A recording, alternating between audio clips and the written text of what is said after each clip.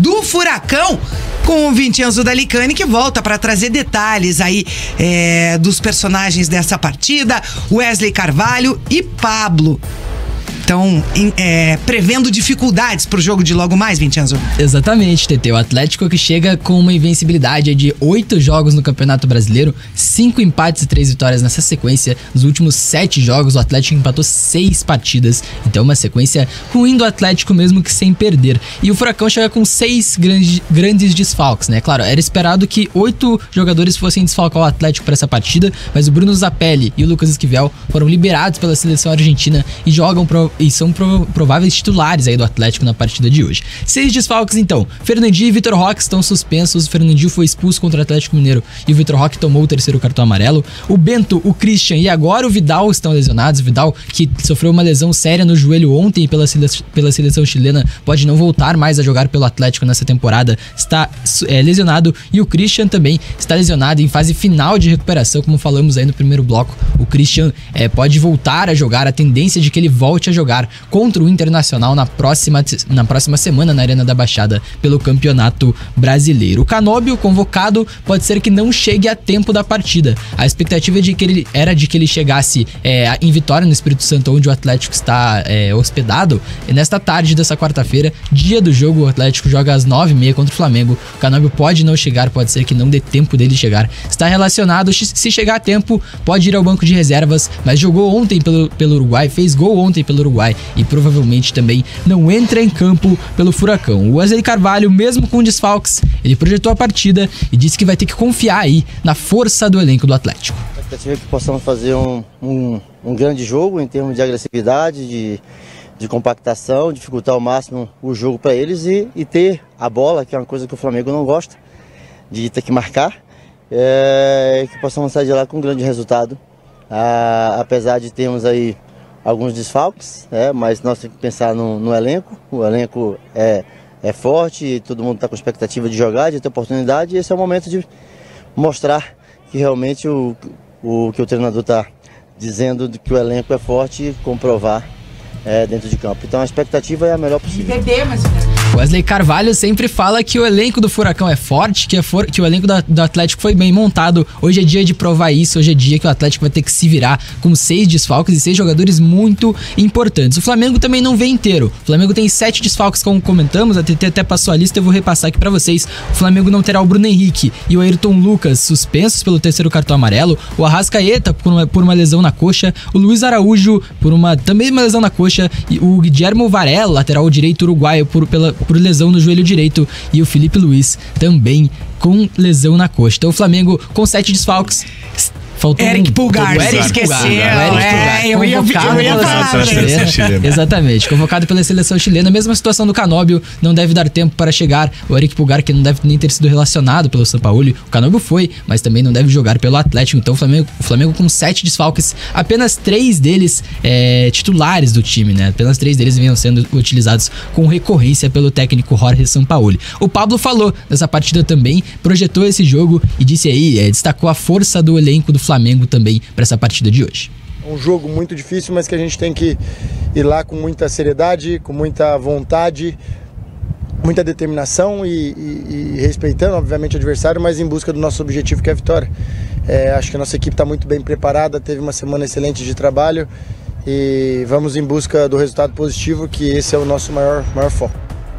Tá aí então o Pablo, que também falou sobre o trabalho do Atlético nessa data FIFA, né? Foram 11 dias sem jogar para o Atlético, que treinou 7 vezes desde então, folgou 3 dias, fez outros 7 treinos, hoje enfrenta o Flamengo. O Pablo falou da importância desse trabalho na data FIFA, desse tempo livre, mas de treinamentos para o Atlético. Antes não tinha essas paradas, né, de data FIFA, teve um ano ou outro, mas com certeza é muito importante, porque você consegue treinar a equipe, você consegue, obviamente, controlar as cargas para o jogador não estar cansado, não estar sobrecarregado, consegue recuperar jogadores que obviamente estão com lesão, enfim. Então com certeza foi uma semana muito importante para a gente, de de trabalho, de dedicação e com certeza com foco em buscar a vitória contra o Flamengo. Semana de muita dedicação, semana de preparação, e pode ter sido uma semana, e o torcedor espera isso, né? Pode ter sido uma semana de muita evolução tática do Atlético. Queria deixar o questionamento aí pra quem tá no chat com a gente, pros comentaristas aqui. Qual pode ter sido a maior evolução do Atlético dessa data FIFA? O time vinha numa pior em bolas aéreas, por exemplo, vinha tomando mais gols em bolas aéreas, vinha tendo problemas na construção ofensiva também, por exemplo. Então, qual pode ser a melhora do Atlético aí com esse tempo de trabalho na data FIFA? Olha, eu acho que a bola aérea, Vincenzo, ele é um problema muito mais estrutural e até técnico dos jogadores mesmo, né? Apesar de que já mudou alguns jogadores e tal, e continua tendo esses problemas, né? Porque é uma coisa recorrente de alguns anos do Atlético. Não é exclusivo de agora, não é exclusivo do Wesley Carvalho, não é exclusivo, sei lá, do Kaká, né? É um problema que o Atlético já sofre há um bom tempo. Acho que desde a época do Thiago Nunes. Sim, o problema da bola aérea do Atlético é desde o ano passado. Então, antes até. Em 2022 o Atlético toma mais de 60% dos seus gols na bola aérea. Foi complicado. E o Thiago Heleno, por exemplo, tem um índice de aproveitamento nas bolas pelo alto muito ruim nesse ano, e no ano passado foi pior, né? Esse é o problema.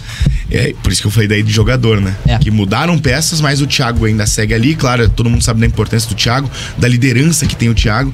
Só que eu acho que é difícil de fazer correções assim. Essa correção principal da bola aérea defensiva tinha sido feita pelo Paulo Turra com a presença do Pablo no time titular, para fazer o primeiro pau e ajudar um pouquinho mais nessa bola rápida, né? Então, espero que isso tenha sido trabalhado, mas eu acho que o que eu mais quero ver é a construção ofensiva do Atlético, porque o Atlético tá sofrendo um pouco, o Atlético tá conseguindo, ele não tá conseguindo fazer a transição ofensiva tão rápido e nem com tanta qualidade. Talvez o Zapelli possa ajudar nisso. Só que você perde o Vidal, que é um cara que tem um passe bom. Você perde nesse jogo, pelo menos, o Fernandinho, que é um cara que consegue encontrar passes tanto entre linhas ou então o lançamento longo, né? Então eu espero que a questão da criação de jogo tenha evoluído um pouco mais. É claro que hoje é um adversário muito difícil de você fazer uma análise e falar que se está bom ou se está ruim. Não tem como. Você tá pegando um Flamengo que tá envolvido numa final de Copa do Brasil, que tá em quarto colocado, que tem mais pontos que o Atlético, que tem um baita de um elenco. É muito difícil de fazer uma análise contra um Flamengo, contra um Palmeiras da vida.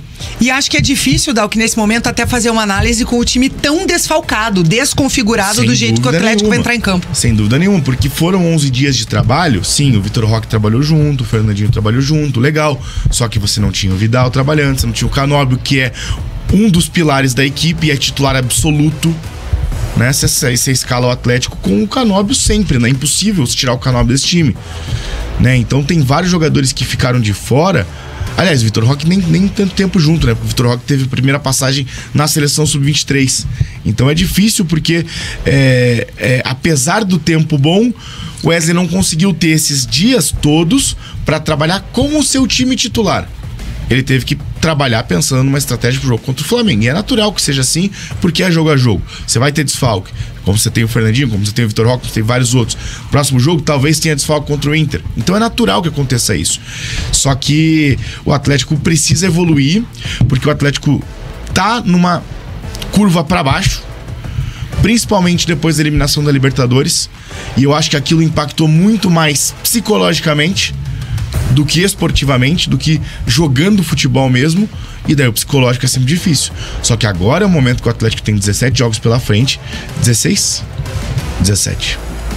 Não, 16 jogos. 16, não. Isso. 16, o Atlético tem 22.